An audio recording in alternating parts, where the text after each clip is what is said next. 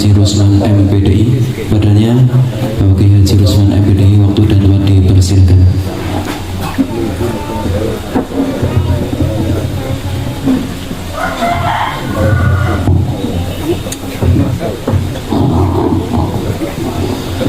Assalamualaikum warahmatullahi wabarakatuh. Waalaikumsalam warahmatullahi wabarakatuh. Bismillahirrahmanirrahim. Alhamdulillahirabbil alamin. Wa bihi nasta'in ala umuri dunya waddin. Assalatu wassalamu ala asrofil anbiya'i wal mursalin wa ala alihi wa sahbihi ajma'in.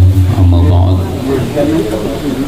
Fadilatil muhtaramin, para alim ulama yang saya hormati, wabil khusus wonten ngarsanipun Roy Syuriah MBCNU Kecamatan Madukara beserta dengan seluruh jajaran Syuriah yang lain. Ini pangarsanipun pengurus Tanfidiyah MBCNU yang hadir atau yang belum hadir. Yang terhormat pada Forkom Bincang Bapak Kapolsek, terima kasih atas bawaannya dari kecamatan, dari Danramil, dan dari unsur-unsur yang lain, terlebih Bapak Kepala Desa. Ini saya perkenalkan, Kepala Desa Pakila itu juga tahun 2012, 17, 2022 itu juga pengurus MBCNU. Tepuk tangan dulu. Dan sekarang menjadi mustasar. Dan terima kasih kalau Pak Kades, Pak Gelak mendukung acara ini, bukan aneh ya, tapi memang kewajibannya. Begitu nih. Begitu juga untuk kegiatan-kegiatan yang lain. Dan terlebih kepada Badan Otonom, ini terima kasih kepada Ibu yang sudah hadir dari Fatayat ya. Dari Muslimat kayaknya lagi ada acara tur ke Pugelan, ada acara triwulan. Kemudian dari Ibnu PPNU, dari CRA. Ini saya perkenalkan ya, Pak Kapolsek ini di Madukara, Badan Otonom yang sudah aktif. Tadi ada Ansor, ini sudah jelas. Kemudian ada Fatayat Muslimat, ada CRA, ada UPSIS. Kemudian ada Pagar Nusa. Kemudian ada Ibnu PPNU. Itu yang sudah aktif. Dan ada LDNU. Ya, ketuanya Pak Kiai Abdurrahman itu yang di belakang. Para hadirin rahimakumullah. Perkenankan ini insyaallah yang sambutan terakhir ya. Terakhir ini penutup. Barangkali apa yang disampaikan kepada para mutakotimin sambutan yang awal. Kita memang akhir-akhir ini mendengar suasana yang agak miring di telinga kita berkenaan dengan kasus-kasus ormas yang notabene kita juga sama-sama ormas. Apalagi Ansor ini adalah sayap dari NU. Jadi kepemudaan yang legalitasnya mungkin dianggap sama. Misalkan ada pemuda Pancasila, ada Gripjaya, ada apa, termasuk di dalamnya adalah Ansor. Kalau orang menganggap semua itu sama, kita akan merasa sakit di sini. Karena di Ansor ini adalah sayapnya NU. NU ini rumah besarnya, dan di dalam rumah besar itu punya sayap-sayap yang bisa menerbangkan, bisa kemana kemari, bisa menjangkau, bisa mendapatkan sesuatu. Maka punya sayap. Salah satu sayapnya adalah Gerakan Pemuda Ansor. Dan pemuda Ansor juga punya embrio lagi yang menggunakan pakaian mirip dengan tentara, tapi insya Allah tidak ada yang berbaret merah. dan semuanya hanya mengadopsi sedikit tentang patriotisnya dalam pakaiannya saja. Lah ketika kita menyamakan antara organisasi kepemudaan Ansor dengan yang lain, kita harus digarisbawahi bahwa Ansor ini satu-satunya ormas sayap Nahdlatul Ulama yang diikat dengan ideologi, baik yang sifatnya spiritual maupun non spiritual. Ideologinya apa? Sudah digariskan oleh para pendiri muassis Nahdlatul Ulama. Di dalamnya adalah merupakan bimbingan-bimbingan dari para kiai, sehingga sampai sekarang yang namanya Banser, yang namanya Ansor, apa yang menjadi ngendika dawuhnya para kiai selalu siap dan tidak pernah berlawanan. Dan kiai-kiai ini punya ideologi yang kuat, di mana NU didirikan berdasarkan ideologi yang sudah dituangkan dalam AD dan ART itu.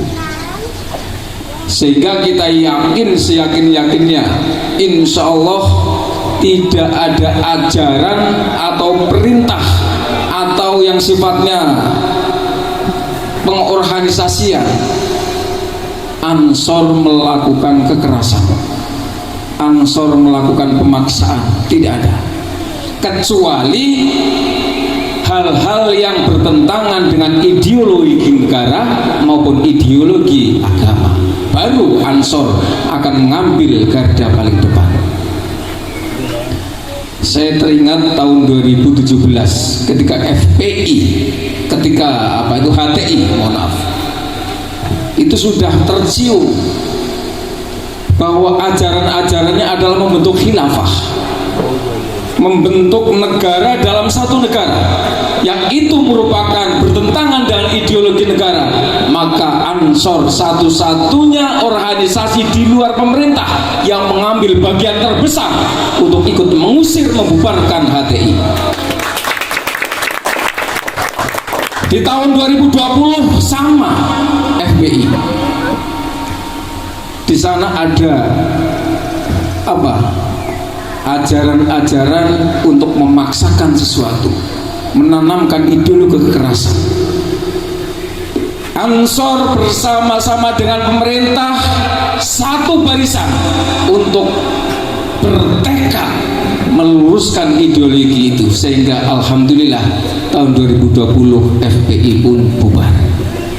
Dan ini rangkaian sejarah di mana NU yang notabene didirikan oleh para ulama, tidak sekedar ulama, tapi beliau adalah warisatul anbiya dan para wali notabene. Itu semuanya adalah merupakan satu rentetan bagaimana NU didirikan. Oke. Ini ada info yang sangat menarik. Insya Allah nanti pimpinan PCGP Ansor akan rawuh. Nah, ini saya pun nunggu. Insya Allah masih sabar, sabar nonton, sabar. Dan kebetulan sekarang sudah menjadi wakil bupati. Kita dukung bersama. Jadi Gus Wahid sekarang tidak lagi menjadi pimpinannya Ansor saja, tapi menjadi pimpinannya warga Banjarnegara. Jadi kalau nanti Ansor kok ngundang Gus Wahid kok tidak rawuh, dengan alasan ada kegiatan lain, itu memang sudah menjadi kewajiban seorang pejabat di lingkungan pemerintahan daerah. Beda dengan dulu. Kalau dulu ngaturi, ini harus rawuh karena ini memang satu-satunya kewajiban beliau. Para hadirin yang saya hormati, kembali kepada bagaimana kita meluruskan image kita, menyerap informasi-informasi berkaitan dengan organisasi massa, ormas, yang sampai sekarang ini insya Allah Ansor di mana-mana itu selalu mengikuti dawuh para kiai, tegak lurus dan selalu mengedepankan humanisme, mengedepankan toleransi, mengedepankan tawazun, mengedepankan apa yang menjadi kemaslahatan umat, tidak hanya di kalangan NU tapi di kalangan masyarakat pada umumnya. Inilah ormas yang selama ini kita gaung-gaungkan. Sehingga kalau kita mendengar kadang-kadang kita nangis, anak wong sing ora paham karo NU, tidak paham dengan Ansor, disama-samakan dengan ormas yang sekarang sedang viral. Ini kita di sini tuh nangis. Padahal tidak. Beda apa bukan? Insya Allah beda. Bedanya di mana tadi? Ada satu ikatan ideologi, baik yang sifatnya spiritual maupun non spiritual. Apalagi Ansor selalu mendapatkan bimbingan para kiai, para ulama, di situ selalu memegang teguh ya, tentang ideologi yang selama ini kita lakukan. Hadirin yang saya hormati, konferensi ini merupakan rapat tertinggi dalam satu organisasi yang sesuai dengan PDART ini digelar selama 2 tahunan. Jadi tahun ini adalah untuk masa periode 2025-2027. Kalau MBC itu bukan 2 tahunan tapi 5 tahunan. Kenapa? Ya, karena ini adalah badan otonom, di mana badan otonom ini ya salah satunya adalah untuk lebih cepat meregenerasi, lebih cepat untuk melakukan perubahan-perubahan. Ya, kalau MBC, NU dan seterusnya ke atas, ini adalah golongan yang dimana harus menerapkan hasil dari kaderisasi sebelumnya. Dari tingkatan paling bawah ada IPNU, IPPNU, kemudian naik yang laki-laki menjadi Ansor, yang perempuan menjadi Fatayat. Nah dari situlah maka kematangan berideologi, kematangan berorganisasi, kematangan untuk menjadi seorang organisatoris dimasukkan dalam satu gerbong besar, yaitu pengurus NU sesuai dengan tingkatannya. Oke, mungkin itu. Kayaknya ini sudah ada tanda-tanda rawuh. Ya, terima kasih. Mari kita beri semangat bahwa alhamdulillah pengurus cabang Ansor kita sudah tahu. Mungkin itu saja, kurang lebihnya mohon maaf. Wallahul muwaffiq ila aqwamit thoriq. Assalamualaikum warahmatullahi wabarakatuh. Waalaikumsalam warahmatullahi wabarakatuh.